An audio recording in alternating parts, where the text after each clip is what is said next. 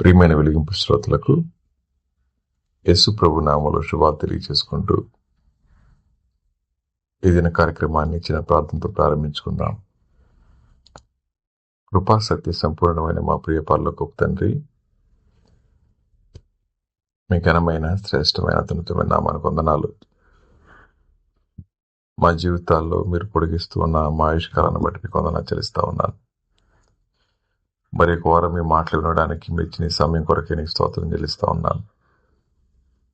దేవ, ఇంతవరకు మీరు చూపించిన కృప కొరకే మీకు వందనాలు చెల్లించుకుంటూ ఈ సమయాన్ని మా అందరికీ దీవెనకరంగా చేయమని యేసు ప్రభు నామంలో అడిగి వేడుకొని ప్రార్థిస్తున్నాం తండ్రి, ఆమెన్. ప్రియ శ్రోతలు, మార్చి 7వ తారీఖు 2022 సంవత్సరంలో దేవుని కృప వలన ప్రారంభించబడిన ఈ పరిచర్య మొన్నటికి 3 సంవత్సరాలు కంప్లీట్ చేసుకొని 4వ సంవత్సరంలో ప్రవేశించడానికి దేవుడు చూపించిన సహాయం కొరకై దేవునికి వందనాలు చెల్లిస్తా ఉన్నాను. అంత మాత్రమే కాదు, మీరు చూపించినటువంటి ఆదరణ, ప్రోత్సాహం, దీని వెనక పనిచేస్తా ఉన్న తమ్ముళ్ళు అందరిని బట్టి దేవునికి వందనాలు చెల్లిస్తా ఉన్నాను. వారికి రాదగిన దేవుళ్ళు మెండుగా దయచేయడానికి దేవునికి ప్రార్థన చేస్తున్నాను. అంత మాత్రమే కాదు, మీరు ఇస్తున్న సలహాలు, మీరు ఇస్తున్న ప్రోత్సాహం ఈ రోజున కొద్దిపాటి పరిచర్య చేయడానికి ఎంతగానో దోహదపడతా ఉన్నాయి. రానున్న దినాల్లో కూడా మీ ప్రోత్సాహం ఇలాగే ఉంటుందని ప్రార్థిస్తూ నేటి కార్యక్రమంలోకి మనం వెళదాం. ప్రియ శ్రోతలు, ఒక వచనాన్ని చదువుకుందాం. యాకోబు పత్రిక 1వ అధ్యాయం 6, 7, 8 వచనాలు చదువుకుందాం. అయితే అతడు ఏమాత్రమును సందేహింపక విశ్వాసంతో అడగవలెను. సందేహించువాడు గాలి చేత రేపబడి ఎగిరిపొడు సముద్ర తరంగమును పోలి ఉండును. అటి మనుష్యుడు ద్విమనస్కుడై తన సమస్త మార్గముల యందు అస్థిరుడు కనుక ప్రభువు వలన తనకి ఏమైనా దొరుకునని తలంచుకొని రాదు. ఇంగ్లీష్లో కూడా నేను చదువుతాను. But let him ask in faith with no doubting, for the one who doubts is like a wave of the sea that is driven and tossed by the wind. For that person must not suppose that he will receive anything from the Lord. He is a double-minded man, unstable in all his ways. ఈ వచ్చిన భాగం మనం ధ్యానం చేసుకుంటా ఉన్నప్పుడు ద్విమనస్కత్వం అనేది, double mindedness అనేది అనేక మంది జీవితాల్లో స్పష్టంగా కనబడతా ఉంటుంది. వారు ఎల్లప్పుడూ కూడా ఎలా ఉంటారండి అంటే సందేహిస్తారు, విశ్వాసంతో ప్రార్థన చేయలేరు. అలాంటి వారిని బైబిల్ అంటా ఉంది, వారు గాలి చేత రేపబడి ఎగిరిపోడు సముద్ర తరంగమును పోలి ఉంటారని. అంత మాత్రమే కాదు, అటి మనుష్యుడు ద్విమనస్కుడై తన సమస్త మార్గముల యందు అస్థిరుడు అన్నమాట. ఈ శ్రోతలు, చదవబడిన వాక్య భాగాన్ని మనం ధ్యానం చేస్తా ఉన్నప్పుడు ద్విమనస్కత్వం అనేది ప్రార్థన చేస్తుంది, కానీ అపనమ్మికను అంతకంటే ఎక్కువగా ప్రేమిస్తుంది. ద్విమనస్కత్వం స్థిరంగా ఉండలేదు. అయితే ఈ ద్విమనస్కత్వం అనేది ఎంత భయంకరమైన విషయమో మన ఆత్మీయ జీవితానికి మాత్రమే కాక ఈ లోకంలో మనం జీవిస్తూ ఉన్నప్పుడు సరైన విధంగా జీవించలేకపోవడానికి కారణమవుతుంటుంది. అనేక మంది కష్టపడేవారే, యథార్థంగా ఉండేవారే, కానీ వారి జీవితాల్లో గనక ద్విమనస్కత్వం ఉంటే వారు ఏ పనిలోనూ సఫలం కాలేరు, ఏ విషయంలో కూడా వారు మేలు పొందలేరు. ఇలాంటి అనిశ్చితి, ఇలాంటి భయంకరమైన పరిస్థితి ఒకవేళ మన జీవితాల్లోనే ఉంటే మనకు కూడా ఇదే మాత్రం క్షేమకరమైంది కాదు. అందుకే బైబిల్ అంటా ఉంది, ద్విమనస్కత్వం అనేది వారి ఆలోచనల్లోనూ, భావోద్రేకాల్లోనూ, క్రియల్లోనూ నిశ్చలంగా ఉండలేరు అని. ఈ మాటలు వింటా ఉన్న నా ప్రియ శ్రోతలు, మనం కూడా అనేక సార్లు మన జీవితంలో ఏం పని చేయాలో పాలుపోక, ఒక ఆలోచన మీద స్థిరంగా ఉండలేక, మనసు పలు విధాలుగా పరిగెడతా ఉన్నప్పుడు ఏ నిర్ణయం తీసుకోలేక సతమతమైపోతూ దేవుని యొక్క వాక్యం మీద ఆనుకున్నట్లే కనపడతాం, కానీ దానికంటే ఎక్కువగా వెంట పడుతున్న ఆలోచనలు తరుముకొస్తున్న తుఫాన్లా వెంటబడతా ఉంటే ఎటుపోవాలో పాలుపోక ఎన్నో ఇబ్బందులకు గురవుతున్న వారు చాలా మంది లేకపోలేదు. ఒక వ్యక్తి అన్స్టేబుల్ థాట్స్ వలన, అంటే అనిశ్చితి కలిగిన ఆలోచనల వలన నడిపించబడతా ఉన్నప్పుడు ఆ వ్యక్తి జీవితం ప్రశ్నార్థకరంగా మారుతుంది. వారు తెలివి లేనివారా? కాదు, తెలివి ఉన్నవారే. చదువు రానివారా? చదువున్నవారే. కానీ ద్విమనస్కత్వం అనేది దేవుని యొక్క మాట కంటే ఎక్కువగా, దేవుని యొక్క వాగ్దానాల కంటే ఎక్కువగా తమ సొంత జ్ఞానం మీద ఆధారపడుతూ దేవుని యొక్క మాటను తిరస్కరిస్తూ మనమే గొప్ప అనుకున్న విధంగా, మనమే అన్నీ జరిగించుకోగలమనే ఒక తప్పు ఆలోచన చేత నడిపించబడుతుంటారు. అలా నడిపించబడే ఏ వ్యక్తి కూడా దేవునితో సంతోషంగా గడపలేడు. ప్రార్థన చేద్దామని కళ్ళు మూసుకుంటాడు. దేవునితో మాట్లాడడం కంటే ఎక్కువగా తన మనసులో వచ్చే ఆలోచనలతో మాట్లాడటం సరిపోతుంది. ప్రార్థనకే కూర్చుంటాడు, కానీ దానికంటే ఎక్కువగా తన భయాలు తను నడిపిస్తూ ఉంటాయి. ఇలాంటి పరిస్థితుల్లో మనం 1 లేదా 2 ఎపిసోడ్స్ ఈ ద్విమనస్కత్వం కలిగిన వారు ఎలా ఉంటారో, దాన్ని ఎలా విడిచిపెట్టాలో వాక్యం నుంచి మనం ధ్యానం చేసుకుందాం.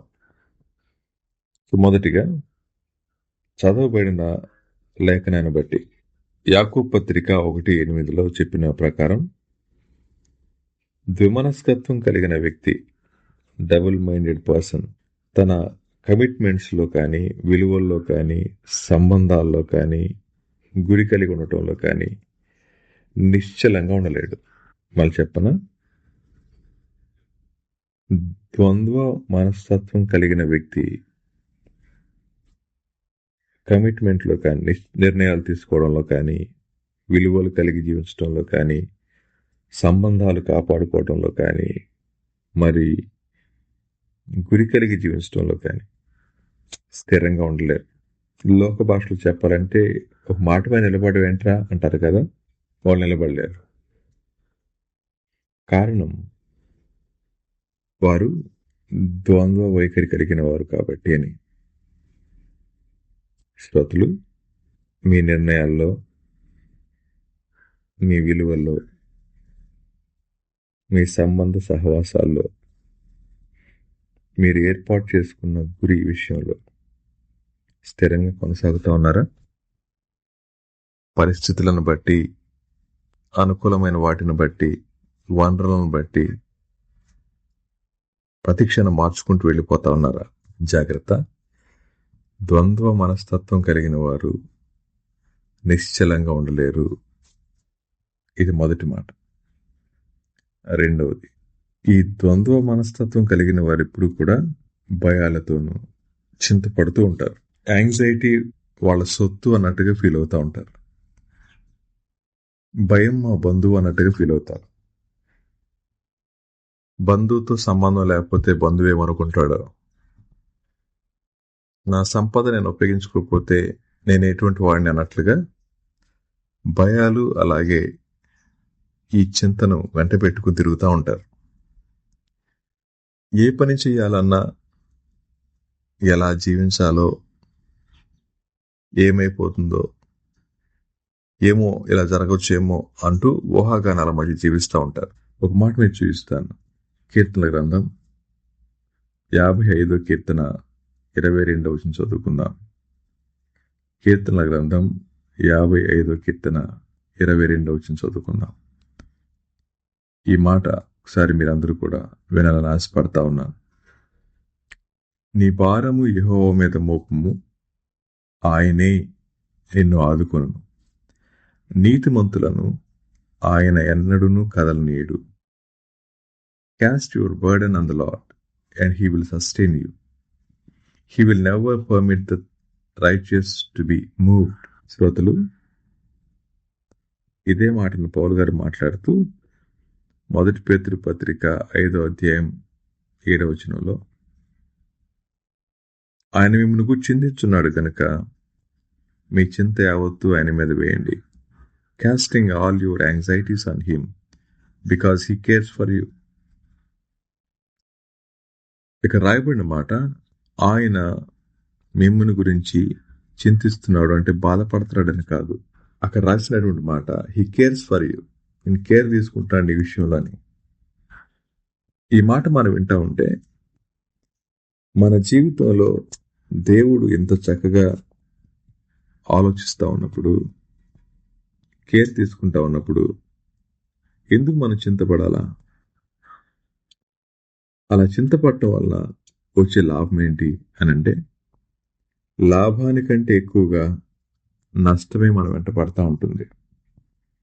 ప్రియ శ్రోతలు, ఈ ఉదయకాల సమయంలో ఒకవేళ మీరు ఉదయం వింటా ఉన్నట్లయితే, ఈ సాయంకాలపు వేళ ఒకవేళ మీరు సాయంకాలం వింటున్నట్లయితే, ఒక్కసారి పరిశీలన చేయండి. ఎన్నిసార్లు మన జీవితంలో దేవుడే మన గురించి కేర్ తీసుకుంటా ఉంటే మనం ఎందుకు అంతగా కంగారు పడిపోవాలి? ఆ విషయం తెలుసు, అయినప్పటికీ మనది ద్విమనస్కత్వం కాబట్టి, ద్వంద్వ మనస్సు కాబట్టి, మనం చింతపడటానికి ఇష్టపడినంతగా దేవుని మీద అనుకోవడానికి ఇష్టపడలేము. ఈ మాట దగ్గరే ఆ శ్రోతలైన వారికి ఒక మాట చెప్పాలి. అదేమిటి అంటే, ఈ ద్వంద్వ మనస్తత్వం కలిగిన వారు దేవుణ్ణి అనుమానించినంతగా, వారి ప్రవర్తన ద్వారా దేవుణ్ణి అవమానించినంతగా ఇంకెవరు చేరేమో. ఒకటి, దేవుణ్ణి అనుమానించినంతగా, రెండోది దేవుణ్ణి అవమానించినంతగా. అనుమానం, అవమానం 2 పదాలు వాడాను. దేవుడిచ్చిన వాగ్దానాన్ని మనం అనుమానిస్తున్నామండి అంటే అసలు దేవునితో మన సంబంధం ఎలా ఉందంటారు? మన కళ్ళ ముందున్న పరిస్థితులే భయంకరంగా కనబడతా ఉంటే దానికంటే బలమైంది కదా దేవుని యొక్క వాక్యం. మన పరిస్థితుల కంటే, భయాల కంటే గొప్పవాడు కదా మన దేవుడు. అయినప్పటికీ ఆయన అనుమానిస్తూనే ఉంటాం. ఎంత భయంకరం ఇది శ్రోతలు! ఈ మాటలు వింటా ఉన్న మీరు ఈ దినాన్ని మీ ఆత్మీయ స్థితిలో ఎలా ఉన్నారో నాకు తెలియదు. ఒకవేళ కలవరాలు మిమ్మల్ని చుట్టుముట్టిన, తుఫాను వలె ముంచుకొస్తా ఉన్నా, భయాల గుప్పెట్లో చిక్కుకొని పోయిన, మారని, మార్పు చెందని మన దేవుని యొక్క మాటను ఒకసారి జ్ఞాపకం చేసుకుందామా? మీ చింత యావత్తు నా మీద వేయండి, నేను మీకోసం కేర్ తీసుకుంటాను అనే మాట. ఈ మాట మనం నమ్మినట్లయితే ఎటువంటి చింత అయినా ఆయన మీద వేయడానికి వెనుదిరగొద్దు. ఒకవేళ మీ పరిస్థితి ఎటువంటిదైనా మీరు ఏక మనసు కలిగిన వారైతే దేవుని చేతికి సంపూర్ణంగా అప్పగించుకొని ధైర్యంగా, స్థిరంగా ఉండగలుగుతారు. ఇప్పుడు మీరేమంటారంటే, ఎంతైనా మనుషులం కదండి, మనం పెరిగిన వాతావరణం, మన జీవిత విధానం, మనం ఆలోచించే ఆలోచనలు బయటికి రాలేం కదా. అంతేకాదు మన చుట్టూ ఉన్న వాతావరణం, మనుషులు మనల్ని స్థిరంగా ఉండనీరు కదండి అని. అందుకే కదండి మాట్లాడుతూ ఉన్నాను, దేవుడు ఎవరో కూడా గుర్తిరిగినప్పటికీ ఆయన మాట కంటే ఎక్కువగా వీటికి మనం లోబడితే ఆయన అవమానించడమే కదా. దయచేసి ద్విమనస్కత్వం కలిగిన మన జీవితాలు దేవుణ్ణి అవమానించే విధంగా ప్రవర్తించకుండా మనం ఉండటానికి దేవుడు సహాయం చేయాలి. అలా ఎప్పుడైతే మనం అవమానిస్తామో దేవుని వాక్యాన్ని నమ్మడం అనేది మనకి తరం కాదు. అందుకనే అనుమానిస్తూ ఉంటాం. ఉదయాన్నే లేస్తే ప్రార్థన చేసుకుంటాం, ఉదయాన్నే లేవగానే వాక్యం చదువుకుంటాం, వెంటనే చింత భుజాన్ని వేసుకుని బయలుదేరి వెళ్ళిపోతూ ఉంటాం. శ్రోతలు, ఈ మాటలు వింటా ఉన్న మీరు ఈ దినం ప్రార్థన చేసుకున్నారు కదూ, వాక్యం కూడా చదివారు కదా. మరి ఎందుకని అంత చింతపడుతున్నారు? ఎందుకని భయాల మధ్య జీవిస్తా ఉన్నారు? మన రేపట్లో ఈరోజే ప్రభు ఉన్నారు కదా, ఈరోజు మన ప్రక్కనే ఉండి నడిపిస్తూ ఉన్నారు కదా. అలాంటి దేవుడు మనతో ఉన్నప్పుడు ఎందుకలా ఆలోచించాలి? ఎందుకలా భయపడాలి? ఒక్కసారన్నా ఆయన మీద ఆనుకోవడానికి ఇష్టపడరా? ఆయన దగ్గర మౌనంగా ఉండి ఆయన చేసే కార్యాలు చూడటానికి ఇష్టపడరా? అలా ఇష్టపడాలి అంటే మన జీవితాల్లో ఉన్న సమస్య ద్వంద్వ మనస్తత్వాన్ని విడిచిపెట్టాలి. పరిస్థితి ఎటువంటిదైనా, ప్రజలు ఎటువంటి వారైనా, ఒకవేళ అసాధ్యం అనుకున్న పరిస్థితులే మీ కళ్ళ ముందు కనపడతా ఉన్నా ఒక్కసారి దేవుని వైపు చూడండి. గొలియాతు ముందు దావీదులా మనకు కనబడొచ్చేమో కానీ, గొలియాతు దావీదుని భయపెట్టేట్టు అనిపించవచ్చేమో కానీ, అంతిమ విజయం దావీదు గారిదే కాదు. కారణం, దావీదు గారు చిన్నాడే కానీ ఆయన ఆనుకున్న దేవుడు గొప్పవాడు కాబట్టి. ఈ దినాన మన ముందు అలాంటి సమస్యలే కనబడొచ్చేమో కానీ, మనం ఆనుకున్న దేవుడు ఎలాంటి వాడు మనకు అర్థమైతే మనం కూడా అంతిమ విజయాన్ని పొందగలం. అలాంటి కృప దేవుడు మనకు దయచేయునుగాక. మరికొన్ని విషయాల్ని మరొక వారం మనం ధ్యానం చేసుకునే పర్యంతం దేవుడు మనందరికీ తోడుగా ఉండునుగాక. ఆమేన్.